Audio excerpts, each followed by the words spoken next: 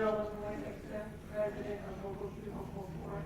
My address is 492 Wood Street, United. Anyone who wants to testify in the record should introduce themselves, otherwise you can be standing there looking. Okay, that's fine. Thank you. Again, Madam Chairwoman, and to the rest of the committee, my name is Harold Brooks. I work for the City of New Haven as a senior accountant. I also serve as the Vice President of AFSCME Local 3144. The union of Promise represents 400 New Haven Management Professional Supervisory Union. I've worked for the City of New Haven for 25 years. I was born in New Haven.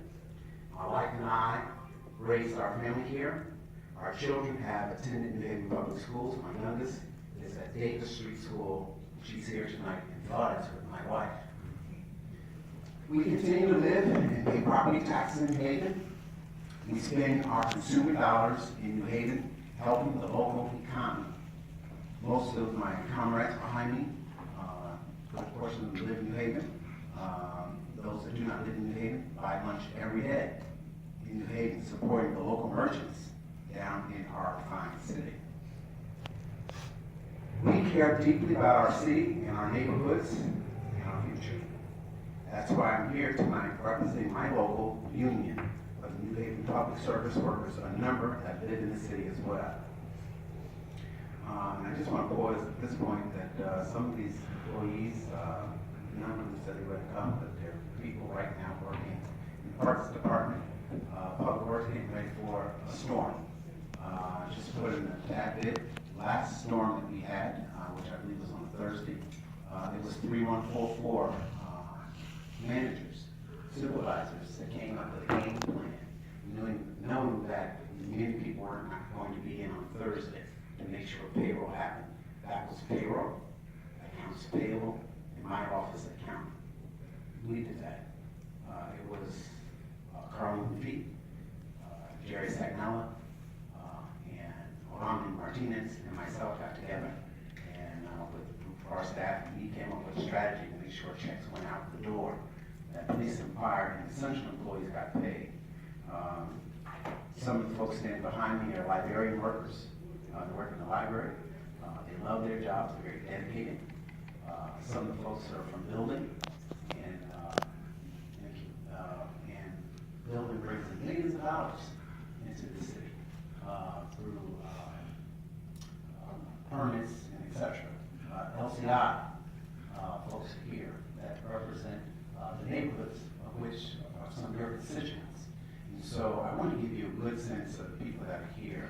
There's one gentleman that's going to leave here, go home, get in bed, and get up, and go out and start supervising the streets in the block, who's here from Public Works. And so, as you begin a challenging task of crafting a budget that meets the city's needs, I urge you to remember the important role that these public service folks behind me play in the city and the well-being of our city. You can find Local 314 members at work in virtually every city agency, department, from finance to public works to parks to livable city, initiative, the health department, to the free library system that is the city treasurer. We make sure projects are completed on time within budget. We generate revenues that help the city bottom line, as I mentioned with the building department. We ensure compliance with federal and state laws, that people are treated fairly and equitably. The list goes on. These are challenging times for New Haven, just as there have been challenging times for our bargaining unit. We are currently in contract negotiations, as you're aware. I'm not going to mention the specifics of that because, again, that would be against the process, and I want to respect the process. But I will say that this local has stepped up to the plate time and time again to make economic sacrifices for the city in order to protect the services we all provide. We have been without a contract for at least 2 years or more. Our members haven't seen a decent raise within the last 4 years. We agreed in our last contract negotiation to increase in our medical, pension costs, So our paychecks have actually weekly deficit. The members that are standing behind me today take home less money in their checks than they did 5 to 6 years ago. And I understand that's a problem across the board, but these are the people that are serving our city. These are the people that are getting up in the middle of the night answering calls when most of us are asleep. Some of the building inspectors get calls and they have to come back. Public works folks that are on call, emergency, they have to come in. Tomorrow, the city has been closed due to the pending storm, but essential employees have to get up and come to work. Folks in parks are going to have to get up and come to work and leave their families snuggle up, warm, and pray for the best. And so I want us to understand that these folks need a raise. We've seen our morale take a hit due to this administration's heavy-handed tactics, including the continued efforts to break up and destroy our union through the labor process. The petition seeking to clarify Local 3144. Although 30 years ago, Mayor Hart and those who were instrumental in organizing this bargaining unit agreed to have all of these positions in this bargaining unit, now today seek to pull it apart. We have seen this administration order regrettable layoffs and program eliminations, such as the Commission on Equal Opportunity and the Syringe Needle Exchange Program. We've watched our work be outsourced to agencies like Economic Development Corp.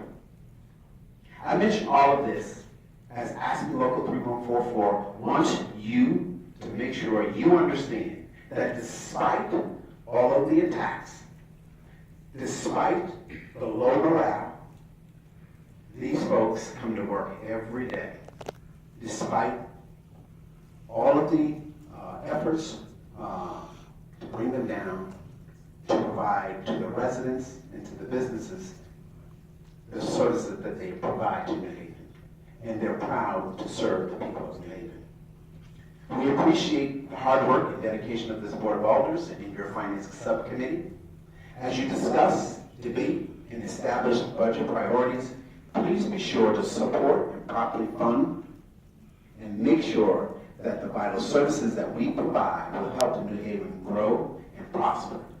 And that is to put a contingency in this budget, to make sure there's a contingency in this budget to see that working folks in this city receive a decent contract. Thank you for listening, and I'll be happy to answer any of your questions if you have any.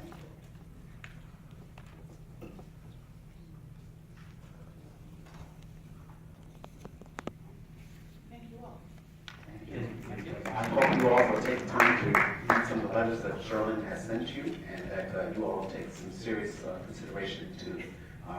I also want to share this tidbit information. She'll have this information.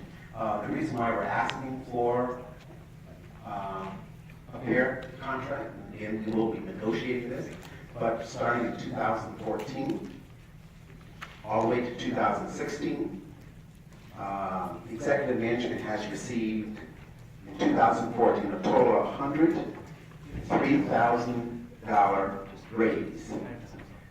The salary started at $2.6 million and went up to $2.7 million. In 2015, additional members received $174,000 worth of raises. This is at executive management and confidential employees. In 2016, it went up even further.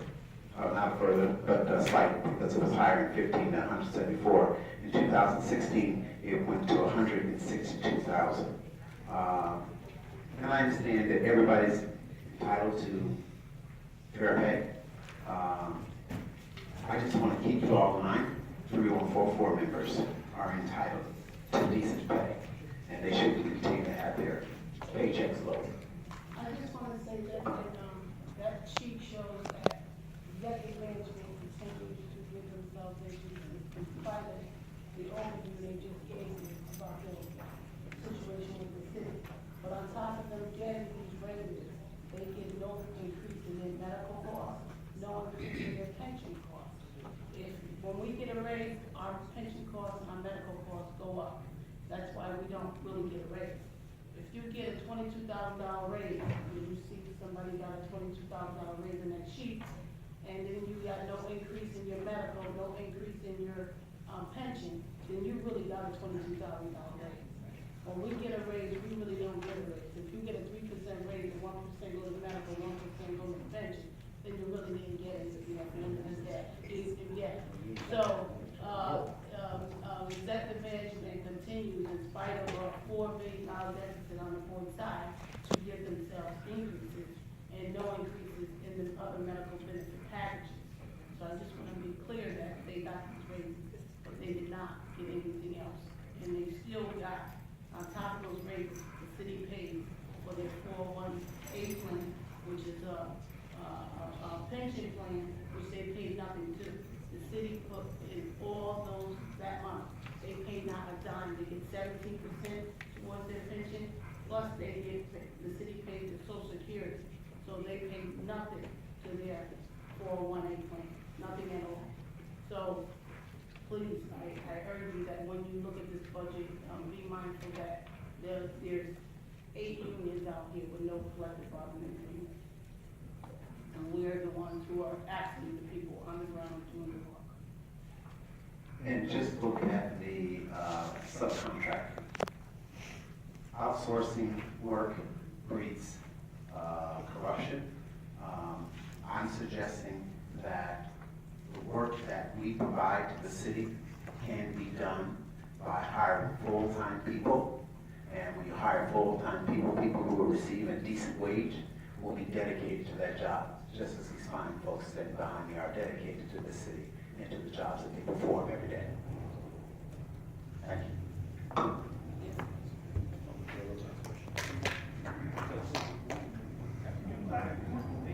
Clap whenever.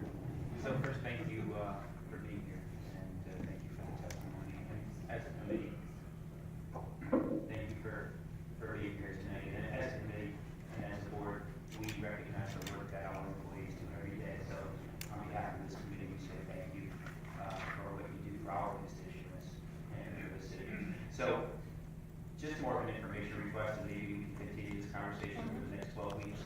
But can you provide for us, like you did, this information around Economic Development Corporation and some of the other information that you've alluded to in your testimony tonight, Mr. Brooks? If you can provide that to staff, any information. Okay, if you can provide those contracts to staff so that this committee over the next 3 months can start to review that, and I'm sure we'll see you in future hearings. Yes, and also I March urge 30th. you to take a look at the cost that the city's spending on attorneys for legal costs for battling. I mean, I just saw I'm sure you saw the article in the paper where the city fought an unemployment hearing for the second time for $13,000 and an employee received an unemployment. But the city spent well over $100,000 to try to gain that $13,000. So I think that it's important that you also look at all the lawyers behind the scene that the city has on staff. And they're into one case, I know, at least $1 million. Gosh, it has to be well over $1 million. So please take a look at that. That's important too. Madam Chair, thank you for the opportunity. And while you mention that, Madam President, Mr. Vice President, can you also provide for us that second round of the appeal of that decision? Absolutely. Thank you. Thank you for your time, Madam Chair. Thank you all.